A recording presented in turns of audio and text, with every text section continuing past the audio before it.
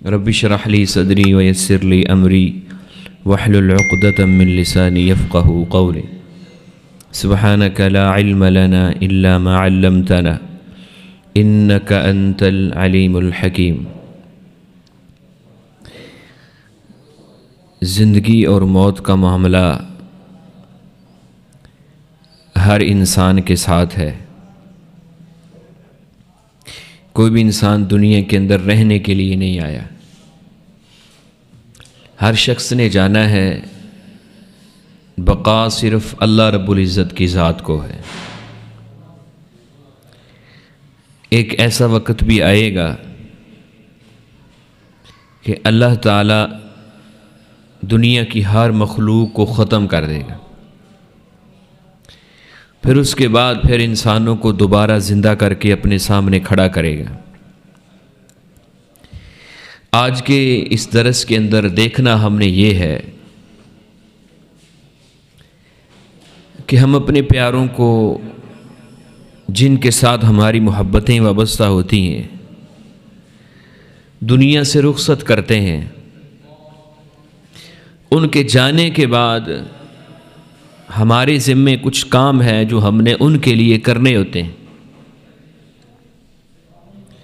وہ کون سے ہیں؟ انہی کاموں کے حوالے سے آج کا ہمارا یہ درس ہوگا انشاءاللہ۔ کوشش کریں گے 40 سے 45 منٹ کے اندر ہم اپنی گفتگو کو ختم کر دیں، اور یہ انتہائی اہم موضوع ہے۔ یعنی آپ ذرا اندازہ لگائیں کہ ہم سب مسلمان ہیں،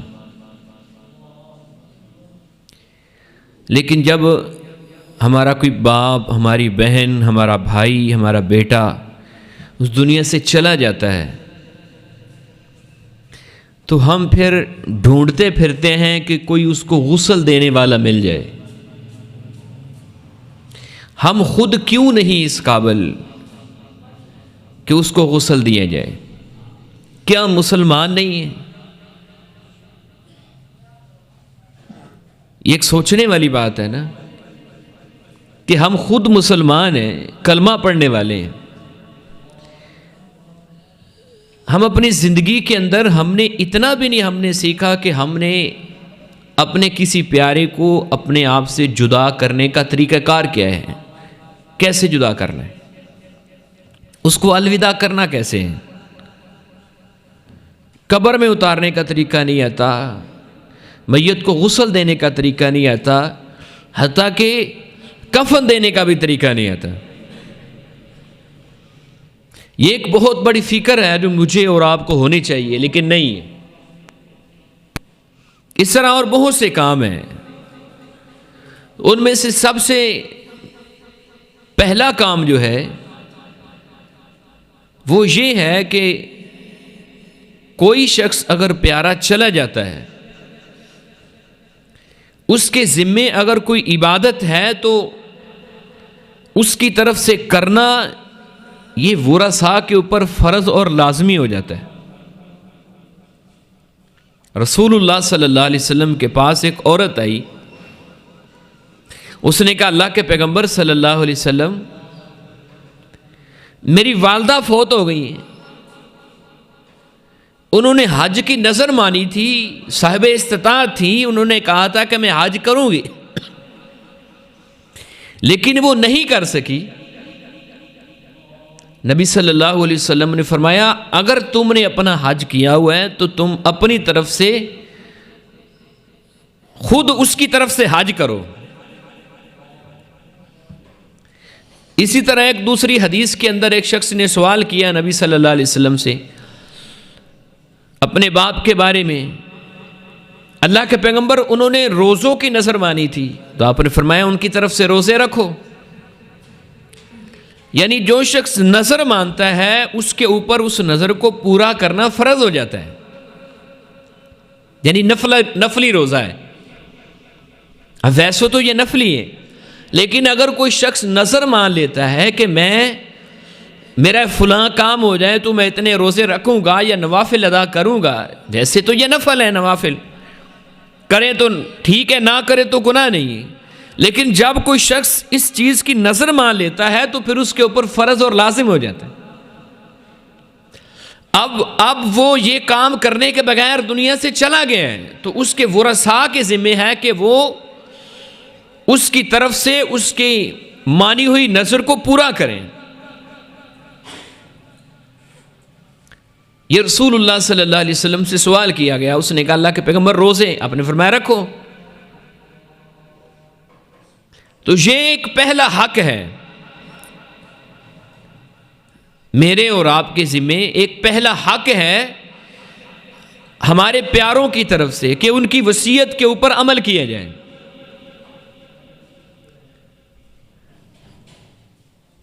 اچھا، ہمارے لیے سب سے زیادہ محبوب رسول اللہ صلی اللہ علیہ وسلم کی ذات ہے، کیوں جی ہے کہ نہیں؟ نبی صلی اللہ علیہ وسلم اس دنیا سے جاتے ہوئے 2 وصیتیں کر کے گئے ہیں. آپ کی زندگی کی آخری 2 وصیتیں اللہ کے پیغمبر جاتے ہوئے 2 کام کہہ کے گئے ہیں امت کو.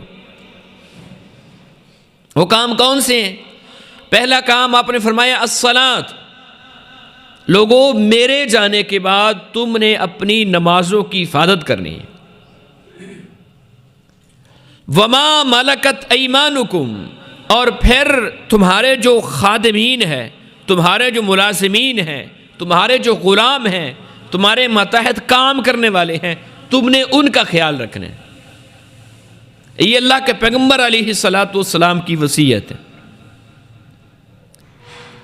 میں ذرا ایک مثال کے ساتھ سمجھاتا ہوں آپ کو یہ بات کہ خادموں کے ساتھ، ملازمین کے ساتھ ہمارا رویہ کیسا ہوتا ہے. نبی صلی اللہ علیہ وسلم کا ملازم تھے، غلام تھے، زید بن حارثہ رضی اللہ تعالیٰ عنہ. والدین کو پتہ چلا والد اور چچا لینے کے لیے آئے ہیں. اللہ کے پیغمبر صلی اللہ علیہ وسلم کے پاس ہیں، سارا معاملہ سنایا. اللہ کے پیغمبر اس طرح یہ ہمارا بیٹا ہم سے جدا ہو گیا، ہم اس کو لینے کے لیے آئے ہیں. رسول اللہ صلی اللہ علیہ وسلم نے زید کو بلایا. آپ نے فرمایا جانتے ہو؟ جی اللہ کے پیغمبر جانتا ہوں. یہ میرا چچا ہے، یہ میرا باپ ہے. نبی صلی اللہ علیہ وسلم نے فرمایا تمہیں لینے کے لیے آئے ہیں، میں نے نہیں جانا.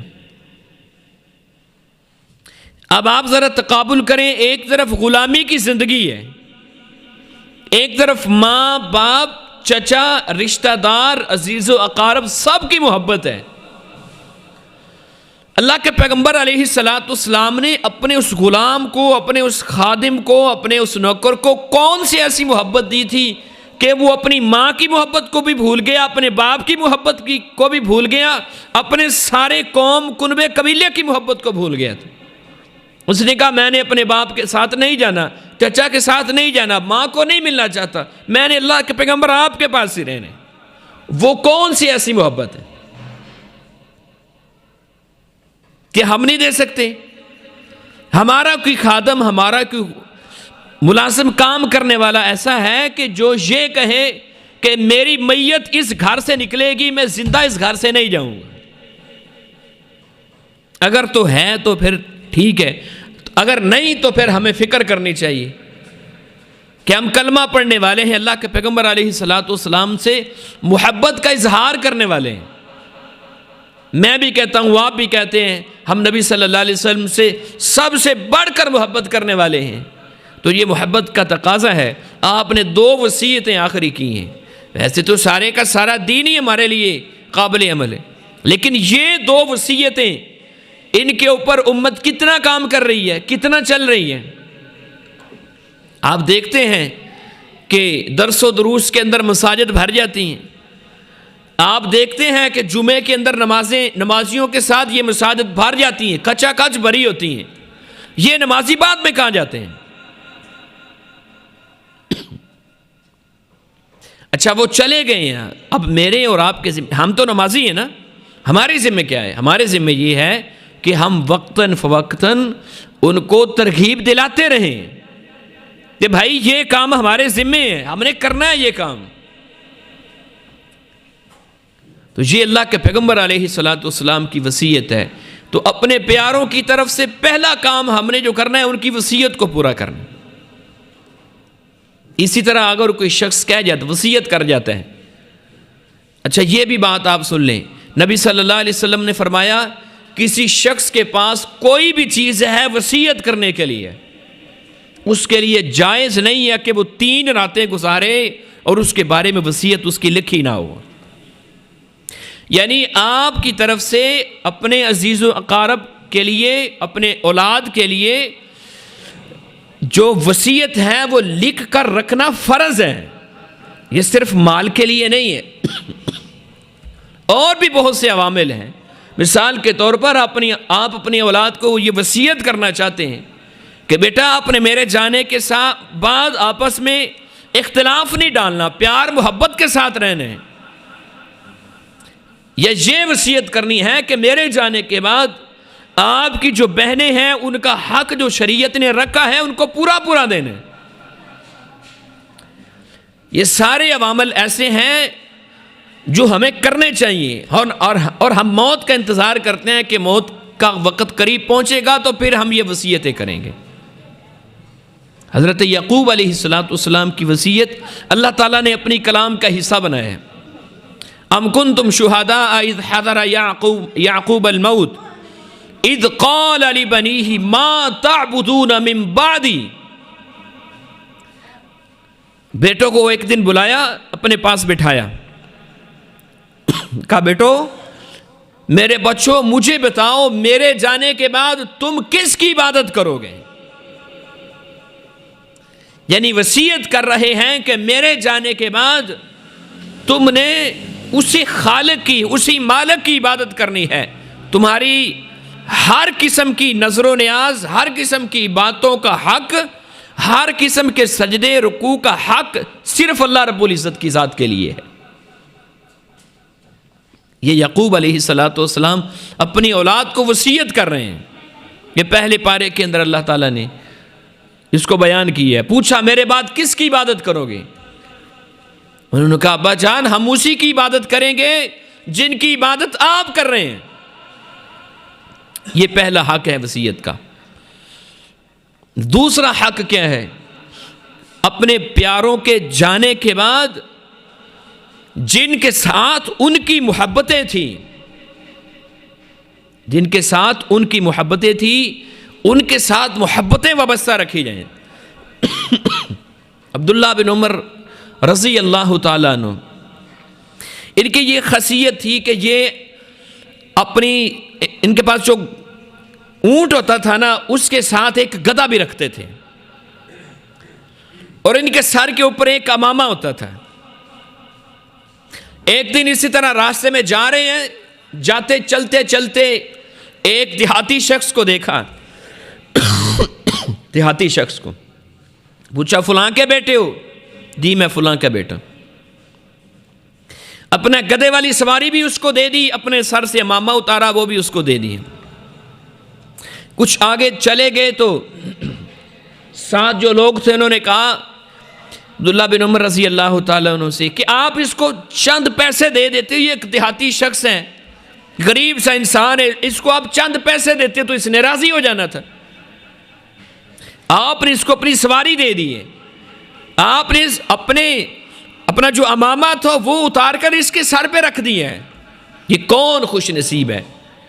تو انہوں نے کہا میں نے رسول اللہ صلی اللہ علیہ وسلم سے یہ حدیث سنی ہے کہ اپنے والدین کے جانے کے بعد کوئی شخص ان کے ساتھ صلہ رحمی کرنا چاہتا ہے, ان کے ساتھ حسن سلوک کرنا چاہتا ہے, تو وہ اپنے باپ کے اس کے جو رشتہ دار ہیں, اس کے جو عزیز و اقارب ہیں, جو اس کے دوست احباب ہیں, ان کے ساتھ محبتیں کرے, ان کے ساتھ پیار کرے. یہ جو دیہاتی شخص ہے یہ میرے باپ عمر بن خطاب رضی اللہ تعالیٰ عنہ کے پاس آیا کرتا تھا. اب یہ میرے باپ کا دوست ہے اس لیے میں نے اپنی سواری بھی اس کو دے دی ہے, اپنا امامہ بھی اس کو دے دی ہے, میں نے اس کے ساتھ صلہ رحمی کی ہے. اسی طرح رسول اللہ صلی اللہ علیہ وسلم کی زندگی کے اندر آپ کی بیوی فوت ہوئی ہے, سیدہ خدیجہ رضی اللہ تعالیٰ عنہ. ان کے ساتھ آپ صلی اللہ علیہ وسلم کو اس قدر محبت تھی کہ ساری زندگی آپ اپنی اس بیوی کی محبت کو نہیں بھلا سکیں، ساری زندگی۔ حتیٰ کہ حضرت عائشہ رضی اللہ تعالیٰ عنہ نے ایک دن سوال کیا، اللہ کے پیغمبر، ایک عورت آپ کی زندگی میں آئی، وہ چلی گئی، آپ ہیں کہ آپ اس کی محبت کو بھلاتے ہی نہیں ہیں۔ نبی صلی اللہ علیہ وسلم کی آنکھوں میں آنسو آ گئے۔ آپ نے فرمایا، عائشہ تم کیسی تم بات کرتی ہو؟ بھلے محبتیں عائشہ کے ساتھ ہیں اب، لیکن خدیجہ کی مثل کوئی نہیں۔ اب کیا تھا؟ ان کے بارے میں حضرت عائشہ بیان کرتی ہیں رضی اللہ تعالیٰ عنہ، فرماتی ہیں گھر کے اندر قربانی کا گوشت آتا، اللہ کے پیغمبر علیہ الصلوۃ والسلام خدیجہ رضی اللہ تعالیٰ عنہا کی سہیلیوں کے گھر اتنا گوشت بھیجتے کہ ان کے سارے خاندان کے لیے کافی ہو جاتا تھا۔ 2-4 بوٹیاں دے کر نہیں، اتنا گوشت بھیجتے کہ ان کے خاندان کو کافی ہو جاتا، ان کے کنبے کو کافی ہو جاتا، اتنا گوشت بھیجتے تھے۔ یہ پیاروں کے ساتھ آپ کے جو چلے گئے ہیں، ان کے ساتھ جو ان کی محبتیں تھیں، آپ ان کے ساتھ محبتیں کریں۔ رسول اللہ صلی اللہ علیہ وسلم اس دنیا سے رخصت ہو گئے۔ آپ صلی اللہ علیہ وسلم جب چلے گئے نا، تو حضرت عبداللہ، حضرت عمر فاروق اور حضرت ابوبکر صدیق رضی اللہ تعالیٰ عنہ ایک دن آ رہے ہیں، ایک دوسرے کو ملے تو کہنے لگے، یار وہ پریشانی ختم نہیں ہوتی۔ کون سی پریشانی تھی؟ اللہ کے پیغمبر علیہ الصلوۃ والسلام کی اس دنیا سے جانے کی پریشانی۔ محبت تھی نا کہ ہر وقت اللہ کے پیغمبر علیہ الصلوۃ والسلام کی شکل سامنے رہتی ہے۔ چلو یار آؤ اپنے بوجھ کو ہلکا کرنے کے لیے ام ایمن کے پاس چلتے ہیں۔ یہ کون ہے؟ یہ وہ لونڈی ہیں جو رسول اللہ صلی اللہ علیہ وسلم جب آپ کی والدہ بھی رخصت ہو گئی مقام ابوا کے اوپر، تو یہ آپ کو لے کر مکہ کے اندر آئی تھی، یہ آپ کے ساتھ تھی مکہ اور مدینہ کے سفر کے اندر۔ جب یہ دونوں بزرگ ان کے پاس پہنچے تو ام ایمن رونے لگی، تو حضرت ابوبکر اور عمر نے کہا، ہم تو اس لیے آپ کے پاس آئے ہیں کہ ہم اپنے بوجھ کو ہلکا کریں، کہ آپ کے ساتھ اللہ کے رسول علیہ الصلوۃ والسلام کی محبتیں وابستہ تھی، اللہ کے پیغمبر آپ سے بڑا پیار کیا کرتے تھے، لیکن آپ نے رونا شروع کر دیا۔ تو فرمایا، میں اس لیے نہیں رو رہی کہ اللہ کے پیغمبر اس دنیا سے چلے گئے، جانا تو ہر انسان نے ہے، رونا اس بات کا ہے کہ آج کے بعد جبرائیل بھی نہیں آئے گا، اس کا آنا جانا بھی ختم ہے۔ تو آپ کے والدین کے جو دوست احباب ہیں، ان کے ساتھ محبتیں رکھنا، ان کے ساتھ صلہ رحمی کرنا۔ اللہ کا پیغمبر جو پہلے میں نے آپ کو حدیث سنائی ہے، فرمایا جو والدین کے ساتھ صلہ رحمی کرنا چاہتا ہے، اپنے والدین کے عزیز و اقارب، ان کے دوست و احباب کے ساتھ صلہ رحمی کرے، ان کے ساتھ محبتیں رکھے۔ اور تیسرا حق جو ہے، اپنے والدین کی قبروں کی زیارت کرنا، ان کے لیے دعاؤں کا اہتمام کرنا، اس کا بھی فقدان ہے۔ سال ہر سال گزر جاتے ہیں، اولاد اپنے والدین کی قبروں پر نہیں جاتے، اور بعد بد نصیب ایسے لوگ بھی ہم نے دیکھے ہیں، کہتے ہیں ہمیں پتہ ہی نہیں ہے کہ ہمارے والد یا والدہ کی قبر کس جگہ پہ ہے، یہ پتہ ہے کہ فلاں قبرستان کے اندر ہے، لیکن یہ نہیں پتہ کہ کون سی ہے۔ کیوں نہیں پتہ؟ اس لیے کہ گئے نہیں ہیں، جا کے دیکھا نہیں، دعاؤں کا اہتمام نہیں کیا۔ رسول اللہ صلی اللہ علیہ وسلم نے فرمایا، ایک شخص کا درجہ جنت کے اندر بلند ہوتا ہے، جنت کے اندر ایک شخص کا درجہ بلند ہوتا ہے، وہ پوچھتا ہے کہ یہ میری نیکیوں کا سلسلہ تو سارا ہی ختم ہو گیا تھا، اب یہ بلندیاں کس لیے، درجات کی بلندیاں کس لیے ہیں؟ تو فرشتہ اس کو بتاتا ہے کہ آج تیرے بچے نے تیرے لیے مغفرت کی دعا کی ہے، بخشش کی دعا کی ہے تیرے لیے، اس لیے ہم نے تیرے درجے کو بلند کر دیے۔ اور رسول اللہ صلی اللہ علیہ وسلم نے فرمایا، جب انسان دنیا سے چلا جاتا ہے، اذا مات الانسان انقطع عنہ عملہ، اس کی نیکیوں کے سارے سلسلے ہی ختم ہو جاتے ہیں، الا من ثلاث، لیکن 3 قسم کے اعمال مرنے کے بعد بھی جاری رہتے ہیں۔ ان میں سے ایک والد صالح یدعو لہ، نیک اولاد کوئی اپنے پیچھے چھوڑ کے گیا ہے، وہ اس کے لیے دعا کرتی ہے، اللہ اس دعا کی برکت سے اس بندے کی بخشش بھی کر دیتے، اس کو معاف بھی کر دیتے۔ ادھر جنت کے اندر اس بندے کا درجہ بلند ہوا ہے، تو ایک بندہ اگر جہنم میں ہے تو والدین کی اولاد کی دعا کے ساتھ اس بندے کے لیے عذاب کے اندر تخفیف نہیں ہوگی، ہوگی، ضرور ہوگی۔ والدین کے لیے دعائیں کرنا، ابراہیم علیہ السلام کی دعاؤں کو اللہ تعالیٰ نے اپنی کلام کے اندر بیان کیا ہے۔ رب اجعلنی مقیم الصلاۃ ومن ذریتی ربنا وتقبل دعا ربنا اغفر لی ولی والدی۔ ابراہیم علیہ السلام دعا کر رہے ہیں، یا اللہ مجھے بھی معاف کر دے، میرے والدین کو بھی معاف کر دے۔ نوح علیہ السلام کی دعا کا ذکر اللہ تعالیٰ نے سورۃ نوح کے اندر کی ہے کہ نوح علیہ السلام بھی اپنے والدین کے لیے دعائیں کر رہے ہیں۔ تو والدین کے لیے دعاؤں کا سلسلہ اور بھائی ساری زندگی انہوں نے ہمیں کما کے کھلایا ہے، خون پسینہ ایک کیا ہے، ساری زندگی انہوں نے اپنا کچھ نہیں سوچا، ہمارے لیے سوچا ہے ساری زندگی۔ کس کے لیے جیتے ہیں؟ راتوں کو جاگتے ہیں ہمارے لیے۔ اولاد اگر بیمار ہو جائیں تو والدین کو نیند نہیں آتی، ان کے جانے کے بعد ہم اگر اتنا بھی نہ کر سکے کہ ان کے لیے دعاؤں کے تحفے ان کے لیے بھیج سکے تو ہماری زندگی کس کام کی ہے؟ کیا دیا ہم نے اپنے والدین کو؟ رسول اللہ صلی اللہ علیہ وسلم فرماتے ہیں میں نے اپنے رب سے اجازت طلب کی۔ کس بات کی؟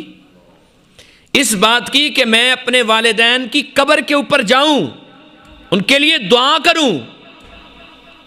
میرے خالق نے مجھے اجازت دی صرف زیارت کی اجازت دی۔ اللہ کے پیغمبر صلی اللہ علیہ وسلم ایک دن جا رہے تھے، راستے کے اندر آپ ایک قبر کے اوپر کھڑے ہو کر رونے لگے۔ صحابہ کرام پریشان ہو گئے، اللہ کے پیغمبر یہ کون خوش نصیب ہے جس کی قبر کے اوپر آپ کھڑے ہو کر رو رہے ہیں؟ ہچکی بند گئی آپ کی، آپ اتنا روئے اس قبر کے اوپر کھڑے ہو کر۔ پھر آپ نے فرمایا میرے صحابہ یہ میری والدہ کی قبر ہے۔ بقیع غرقد کے اندر اللہ کے پیغمبر وقتاً فوقتاً جایا کرتے تھے، کس لیے؟ ان صحابہ کے ساتھ آپ کو محبت تھی۔ شہدائے احد کے لیے آپ دعاؤں کے لیے جایا کرتے تھے، ان کے لیے دعائیں کی جائیں۔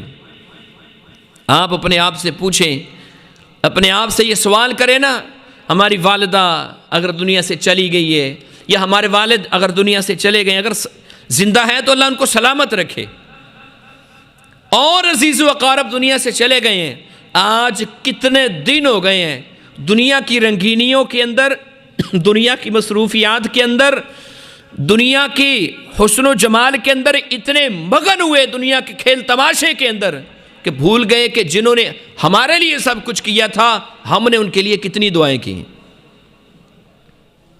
ان کی قبروں کی زیارت کرنا، وہاں جا کر ان کے لیے دعائیں کرنا رسول اللہ صلی اللہ علیہ وسلم کی سنت ہے۔ اسی طرح آپ کے جو عزیز و اقارب دنیا سے چلے گئے ہیں، آپ کے ذمے ایک حق یہ بھی ہے کہ آپ ان کو ثواب پہنچائیں۔ کیسے؟ جیسے رسول اللہ صلی اللہ علیہ وسلم کہہ کر گئے ہیں۔ کیا طریقہ کار ہے؟ اپنے طریقہ کار نہیں ہے۔ نبی صلی اللہ علیہ وسلم نے یہ حدیث میں نے پہلے پڑھی ہے نا، 3 قسم کے اعمال مرنے کے بعد بھی جاری رہتے ہیں۔ صدقۃ جاریۃ، صدقہ جاریہ، کسی نے کوئی مسجد بنوا دی، مسجد میں قرآن مجید لے کر رکھ دیے، یا کسی رفاع عامہ کے کام کے اندر اس کے پیسوں کے ساتھ مدد کر دی۔ اس حال ثواب کا طریقہ کار کیا ہے؟ میں آپ کو انتہائی مختصر طریقہ کار سمجھاتا ہوں۔ ہر وہ چیز جس کے اوپر آپ کی محنت لگی ہے، ہر وہ چیز جس کے اوپر آپ کی محنت لگی ہے، آپ کے جانے کے بعد صرف اس چیز کا آپ کو ثواب پہنچے گا۔ آپ کے جانے کے بعد اگر کوئی شخص 100 قرآن مجید لے کر بخشتا رہے، کوئی ثواب نہیں ملے گا۔ یہ ایک عجیب طریقہ کار ہے کہ دنیا سے ایک شخص چلا گیا ہے، بے عمل تھا، پرلے درجے کا بے نماز تھا، اس نے ساری زندگی قرآن مجید کھول کے نہیں دیکھا، اور پیچھے سے اس کو 100 قرآن، 200 قرآن، ہزار قرآن پہنچائے جا رہے ہیں۔ یاد رکھیں، اگر کسی شخص کا عمل درست نہیں ہے، آپ قرآن تو کیا، نمازیں تو کیا، اللہ کے پیغمبر علیہ السلام بھی اس کے گلے میں اپنا کرتا بھی ڈال دیں، اللہ کے پیغمبر علیہ السلام اگر اس کے منہ میں اپنا لعاب بھی ڈال دیں، اللہ کہتا ہے اگر آپ اس بندے کے لیے لعاب تو کیا، اس کے لیے لباس تو کیا، 70 مرتبہ بھی آپ جنازہ پڑھائیں تو میں نے اس کو معاف نہیں کرنا ہے۔ اس کے پیچھے کچھ چیز رہ گئی ہے۔ اللہ کے پیغمبر علیہ السلام اپنی بیٹی کو مخاطب کر کے گئے ہیں، اپنے عمل خود کر کے آنا، مت سمجھنا کہ محمد تمہیں بچا لیں گے۔ ہاں، جو طریقہ کار اسلام نے بتائے ہیں، رسول اللہ صلی اللہ علیہ وسلم نے بتائے ہیں، وہ اختیار کریں۔ ہم نے اللہ کی عدالت کو دنیا کی عدالت سمجھ رکھا ہے کہ کوئی شخص جیسے مرضی عمل کر کے چلا جائے، بس اس کے پیچھے سے قرآن مجید پڑھ کے بھیجتے رہو، اس کے پیچھے سے فلاں کام کر کے بھیجتے رہو، فلاں کام کر کے بھیجتے رہو۔ نہیں، جس چیز کا آپ ثبوت رسول اللہ صلی اللہ علیہ وسلم سے ہے، لوگ قرضے لے کر اپنے ناک رکھنے کے لیے خاندان کے اندر رسموں کا اہتمام کرتے ہیں۔ رسموں کا اہتمام، کون سی رسم؟ تیجے کی رسم، 40ویں کی رسم، 10ویں کی رسم۔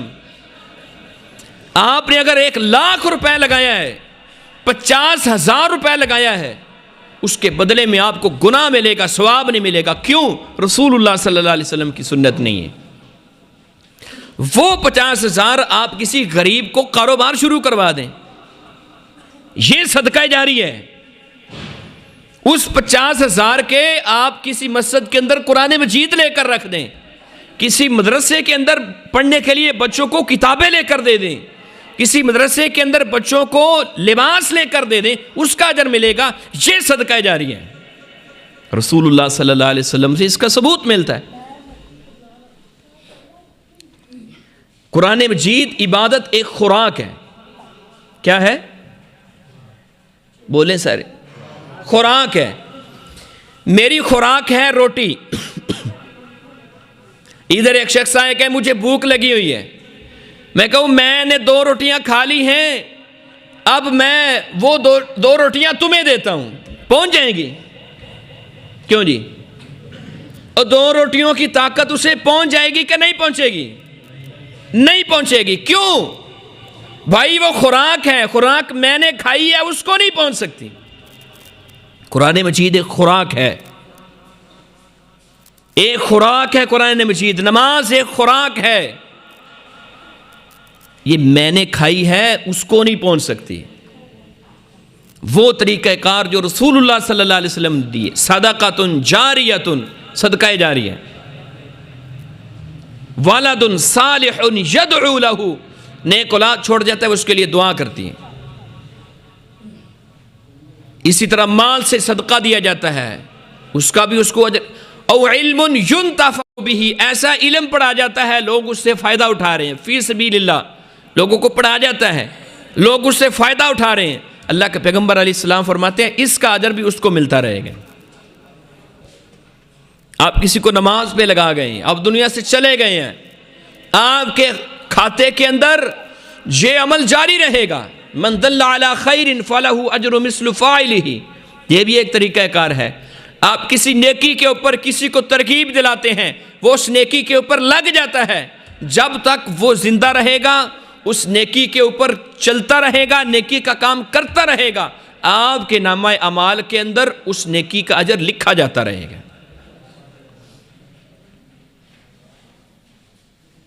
تو یہ اصحال ثواب کے طریقہ کار ہیں۔ ہم نے اپنے پیاروں کو فائدہ کیسے پہنچانا ہے. اور آخری بات، رخصت کرنے کا طریقہ سیکھیں. کفن پہنانے کا طریقہ نہیں آتا، مسلمان ہیں. غسل دینے کا طریقہ نہیں آتا، مسلمان ہیں. ایسا گاؤں بھی ہم نے دیکھا ہے. یہ ہمیں چھتر ایسے نہیں پڑ رہے، دنیا کے اندر ہماری لتریشن ایسے نہیں ہو رہی. اور بھائی ہم مسلمان نہیں رہے. یہ ہماری بنیادی ضرورت ہے، بنیادی ضرورت. میں فوت شدہ کی بات کیا کروں، ہم پہلے زندہ کی بات کرتے ہیں، پہلے زندہ لوگوں کی بات کرتے ہیں. ہمارے معاشرے کے اندر عموماً 14, 15, 16 سال کا بچہ جوان ہو جاتا ہے. کیوں جی، ایسے ہے کہ نہیں؟ 14, 15, 16 سال کا بچہ جوان ہوا ہے اور ہمارے پاس لوگ آتے ہیں. اب شادیاں ہو رہی ہیں عام طور پر ہمارے معاشرے کے اندر زیادہ تر 25 سے 30 سال کی عمر کے اندر. یہ بچہ جوان ہوا ہے 15, 16 سال کی عمر میں. 10 سال اس نے گزارے ہیں. اس نے غسل کا طریقہ کب سیکھا ہے؟ کہتا ہے جی میری شادی ہونی ہے فلاں دن فلاں ڈیٹ کو، مجھے غسل کا طریقہ بتا دیں. اس نے 10 سال نمازیں پڑھی ہیں، اس نے 10 سال روزے رکھے ہیں. اس کے روزے، اس کی نمازیں، اس کی عبادتیں 10 سال کی کہاں گئی ہیں؟ شرم کے اندر مرے جاتے ہیں، شرم کے اندر. اللہ کے پیغمبر علیہ الصلاۃ والسلام سے یہ سارے شرم والے معاملے آپ کی بیویوں نے بیان کی ہیں، جو کائنات کے اندر سب سے زیادہ شرم و حیا والی ہیں. مجھے یاد ہے چند سال پہلے کی بات، شیخ اختر صدیق حفظہ اللہ تعالی، انہوں نے نا غسل کے موضوع کے اوپر جمعہ پڑھایا تھا قدس مسجد کے اندر. 2 لوگ اٹھ کے چلے گئے، کہنے لگے جی کوئی ممبر تے کرن والیاں گلاں نے. پھر ممبر پہ کرنے والی کون سی باتیں ہیں، کون سی باتیں ہیں ممبر پہ کرنے والی؟ یہ ہم نے بنیادی معاملات ہی نہیں سیکھنے. تو آپ ذرا سوچیں نا. چلو اس سے بھی تھوڑا پیچھے چلے جائیں، جہاں پر بزرگ بیٹھے ہیں، میرے بزرگ بیٹھے ہیں سفید داڑھیوں والے. آپ کے بچہ 30 سال کا ہو گیا ہے، 25 سال کا ہو گیا ہے، 20 سال کا ہو گیا ہے. کبھی آپ نے اس سے سوال کیا ہے کہ بیٹا آؤ ذرا مجھے غسل کا طریقہ بتا دو؟ اپنے آپ سے سوال کریں. کیا سوال کیا ہے اس سے کہ بیٹا آؤ مجھے غسل کا طریقہ بتا دو؟ یہ میری ذمہ داری ہے، آپ کی ذمہ داری ہے، سکھائیں. روزانہ سوال کرتے ہیں نا کہ آج اسکول کے اندر کتنے پیریڈ پڑھے تھے، کیا کام ملا ہے؟ ڈائریاں چیک کرتے ہیں کہ نہیں کرتے؟ یہ ڈائری اللہ رب العزت نے بھیجی ہے، محمد الرسول اللہ صلی اللہ علیہ وسلم نے دی ہے. یہ ڈائری کا کام آپ نے اپنے بچوں کو کروانا ہے، نہیں کروایا.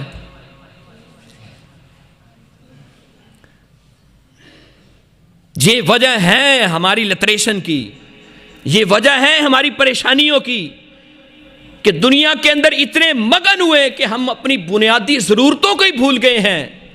مال کمانا بنیادی ضرورت نہیں ہے میری، وہ بنیادی ضرورت، اصل بنیادی ضرورت یہ ہے کہ ہم اپنے بنیادی جو ہمارے ارکان تو سیکھیں. نبی صلی اللہ علیہ وسلم سے سب سے زیادہ یہ معاملات حیا والے سب سے زیادہ کس نے بھلا بیان کیے؟ حضرت عائشہ رضی اللہ تعالیٰ عنہ نے. شرم و حیا والے معاملات جو ہم یہاں پہ اگر بیان کرنا شروع کر دیں تو شاید آپ اٹھ کے چلے جائیں. ہم نے حدیث کے اندر پڑھے ہیں، حضرت عائشہ نے بیان کیے، آپ کی بیویوں نے بیان کیے، جو سب سے زیادہ شرم و حیا والی. نبی صلی اللہ علیہ وسلم کے پاس ایک عورت آئی، اس نے عورتوں کے پوشیدہ مسائل میں سے ایک مسئلہ پوچھا. پوچھنے سے پہلے اس نے تمہید کیا باندھی ہے؟ اس نے کہا اللہ کے پیغمبر ان اللہ لا یستحیی من الحق، اللہ تعالیٰ حق بات کہنے سے نہیں شرماتا. کیا مطلب؟ اللہ کے پیغمبر آپ سے میں جو سوال کرنے لگی ہوں نا، آپ نے مجھے صحیح سے بتانا ہے، شرمانا نہیں. جہاں پہ شرم کرنی ہے وہاں پہ کرتے نہیں ہیں، جہاں پہ شرم نہیں کرنی وہاں پہ ہماری ساری شرم آڑے آ جاتی ہیں. اور یہاں پر کس کس بات کا رونا رہے؟ ہمارے مولویوں کا بھی قصور ہے کہ اگر کسی بندے کو آ جاتا ہے نا، کوئی سمجھ آ گئی ہے 20 سال کی عمر میں، اس کو کسی نے ترغیب دلا دی ہے کہ چلو یار سیکھو، اور سیکھنے بھی آ جائے نا، تو مولوی صاحب کہتے ہیں تو پھر پہلی زندگی کتنے رہے ہیں بھائی جب وہ آ گیا ہے تو پھر اس کو سکھائیں۔ تو بات ہماری دور نکل گئی ہے۔ اپنے پیاروں کو رخصت کرنے کا طریقہ کار کیا ہے؟ یہ ہماری گفتگو کا آخری حصہ ہے۔ غسل کیسے دینے، کفن کیسے دینے؟ اگر کوئی پیارا چلا جاتا ہے تو سب سے پہلے طریقہ کار ہے غسل کا۔ رسول اللہ صلی اللہ علیہ وسلم کو بھی آپ کی یہ سنت ہے 3 کپڑوں کے اندر کفن دینا، 3 کپڑوں کے اندر۔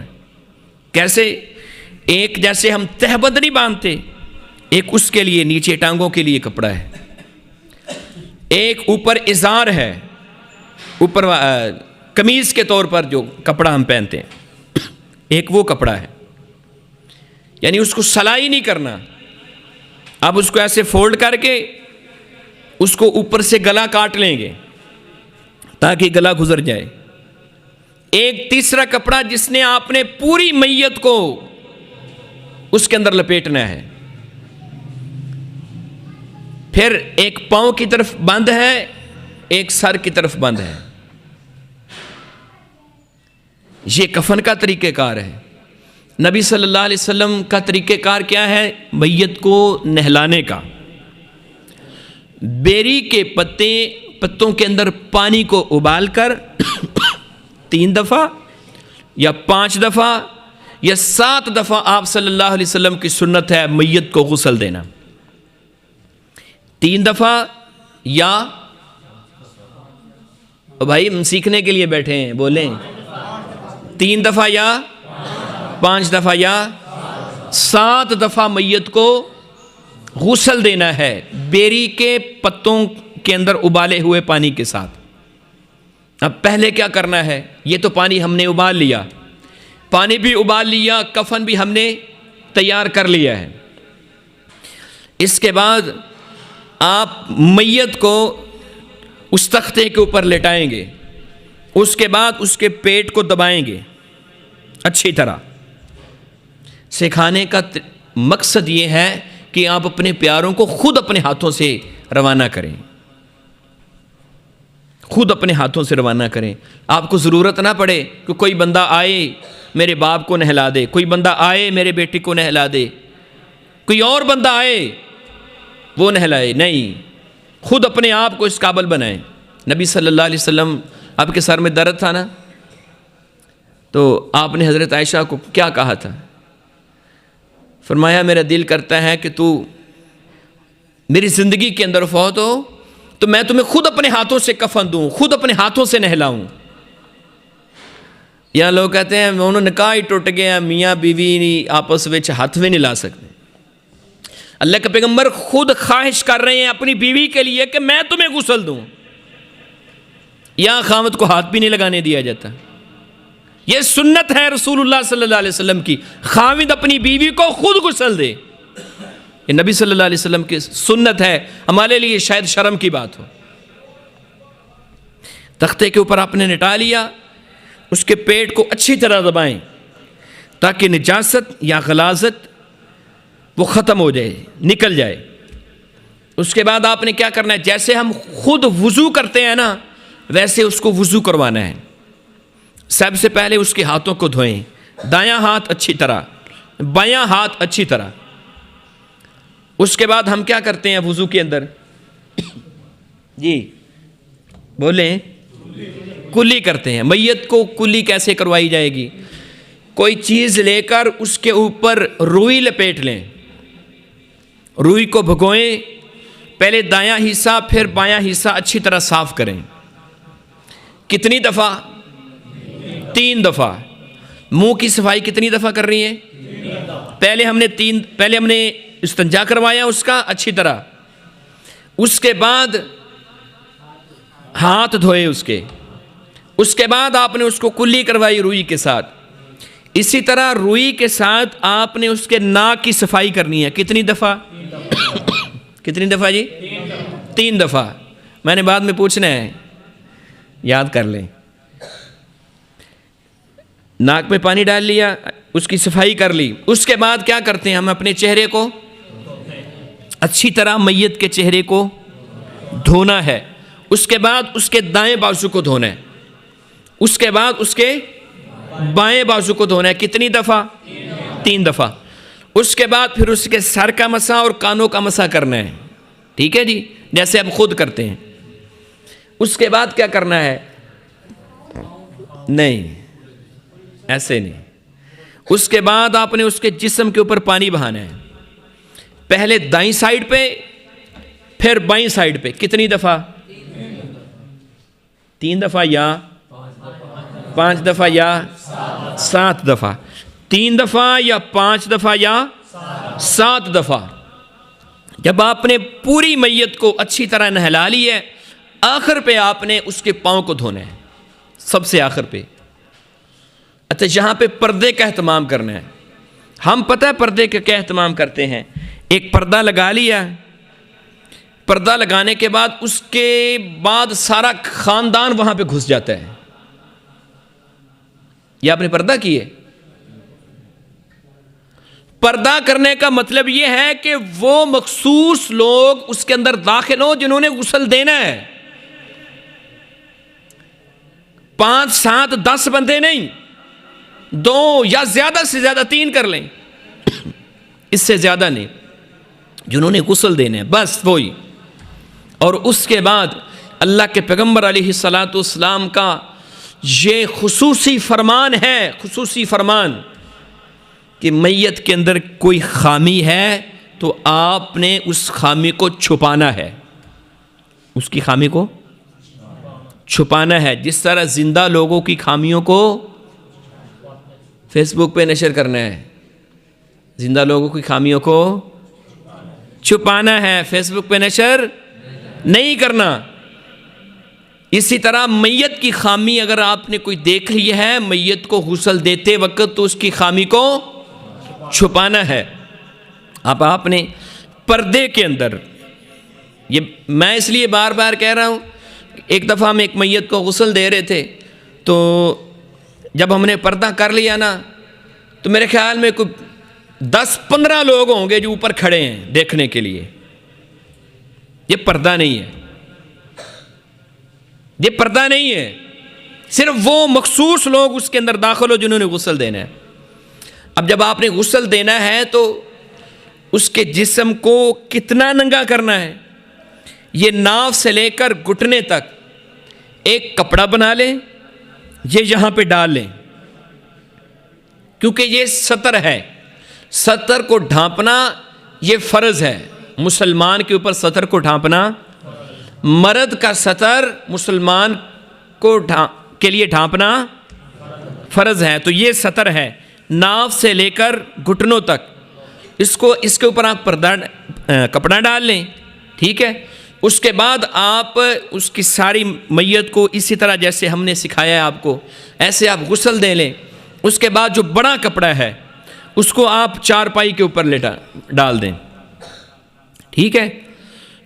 ڈالنے کے بعد پھر جو دوسرا کپڑا تھا ازار کے طور پر جو ہم نے ڈالا ہے، اس کو یہ کمر جو ہے اس کے نیچے والے حصے کے نیچے ڈالیں تھوڑا سا، تاکہ اس کو اوپر سے فولڈ بھی کیا جا سکے. اس کے بعد یہ جو دوسرا کپڑا تھا جس کو ہم نے اوپر ڈالنا تھا، اس کے 2 حصے ہوں گے، ایسے اس کو فولڈ کرنا ہوگا. ٹھیک ہے جی. فولڈ کرنے کا طریقے، اب اس کو آپ ایسے کھولیں. ٹھیک ہے. یہاں سے آپ سار گزار کے اس حصے کو اس طرح فولڈ کر دیں. تو یہ آپ نے میت کو کفنا بھی دیا ہے، اس کو غسل بھی دے دیا ہے. اور سب سے بڑا لمحہ فکریہ، ہمیں اپنے پیاروں کے لیے دعائیں نہیں یاد جو رسول اللہ صلی اللہ علیہ وسلم نے سکھائی ہیں.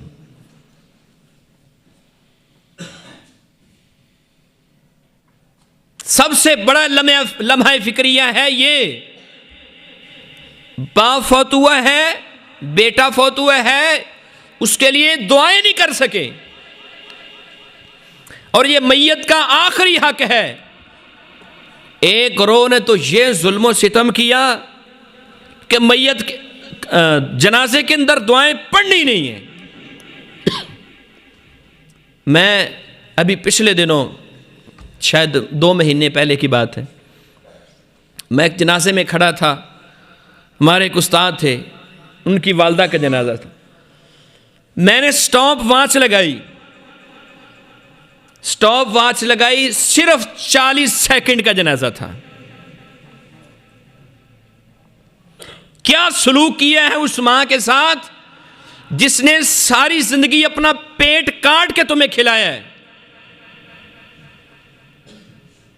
دعائیں نہیں یاد۔ رسول اللہ صلی اللہ علیہ وسلم سے کتنی دعائیں ثابت ہیں۔ آپ روٹین بنائیں اپنی زندگی کے اندر، آپ نمازی ہیں، روٹین بنائیں، روزانہ کی ایک دعا یاد کریں۔ کوشش کریں گے جی؟ یہ آج ہمارا ہوم ورک ہے، آدھا ہو گیا ہے، آدھا ہم دینے لگے ہیں آگے، کہ روزانہ کی ایک دعا ہم نے وہ جو رسول اللہ صلی اللہ علیہ وسلم نے میت کے لیے کی ہے۔ اتنی جامع دعائیں ہیں، اتنی خوبصورت دعائیں ہیں، نبی صلی اللہ علیہ وسلم ایک جنازے کے اندر پڑھ رہے ہیں۔ ایک صحابی بعد میں خواہش کرنے لگا، کاش یہ میرا جنازہ ہوتا، اللہ کے پیغمبر یہ دعائیں میرے لیے کرتے۔ اتنی خوبصورت دعائیں رسول اللہ صلی اللہ علیہ وسلم نے سکھائی ہیں آپ کو اپنی پیاروں کو رخصت کرنے کے لیے۔ ہم صرف ہاتھ باندھ کے کھڑے ہو جاتے ہیں، بس سب کچھ امام کے ذمے، امام کرتا رہے۔ ایک گروہ تو وہ ہے کہ جنہوں نے دعائیں پڑھنی نہیں ہیں، دوسرا گروہ وہ ہے کہ جنہوں نے سب کچھ امام کے اوپر ڈال دیا ہے، ہم نے بس آمین کہنی ہے، ہم نے بس آمین کہنی ہے۔ امام دعائیں کرے گا اونچی آواز کے ساتھ، ہم نے بس آمین کہنی ہے، بس ہمارے اوپر سے قرض اتر گیا۔ نہیں اترا قرض۔ جس کو دعائیں نہیں آتی وہ یاد کرے۔ یہ کوئی عذر نہیں ہے کہ میں دنیا کے اندر مگن ہوں، مصروفیات کے اندر مگن ہوں، مجھے ٹائم نہیں ملتا ہے دعائیں یاد کرنے کا۔ دعائیں یاد کریں اپنے پیاروں کو رخصت کرنے کی۔ تو یہ وہ حقوق ہیں ہمارے عزیز و اقارب سے، جب دنیا سے چلے جائیں تو ہم نے ان کے لیے یہ کام کرنے ہیں۔ میرے ساتھ آپ گنوا دیں ایک دفعہ۔ پہلا ہے ان کی وصیت کے اوپر عمل کرنا، ان کی وصیت کے اوپر عمل کرنا۔ دوسرا حق ہے کہ ان کے پیاروں کے ساتھ پیار کرنا، محبت کرنا، صلہ رحمی کرنا۔ تیسرا حق جی صدقہ جاریہ، ان کے لیے دعاؤں کا اہتمام کرنا، صدقہ جاریہ کا اہتمام کرنا۔ اور اسی طرح جب وہ چلے جائیں تو یہ جو غسل کا طریقہ ہم نے سکھایا ہے آپ کو، اسی طریقے کے ساتھ آپ اپنے عزیز و اقارب کو غسل خود دے سکتے ہیں، خود دے سکتے ہیں۔ آپ خود اگر جب اپنے عزیز و اقارب کے ان حقوق کا خیال رکھیں گے، کل کو آپ کے حقوق کا بھی خیال رکھا جائے گا۔ اگر آج میں نے اپنے پیاروں کے حقوق کا خیال نہ رکھا تو میرے حقوق کا بھی کل کو خیال نہیں رکھا جائے گا۔ اس لیے اپنی تیاری خود کریں۔ اللہ مجھے اور آپ کو عمل کی توفیق عطا فرمائے۔ اللہ ہم سب کو دین سیکھنے اور سکھانے والا بنا دے۔ وآخر دعوانا ان الحمد للہ رب العالمین۔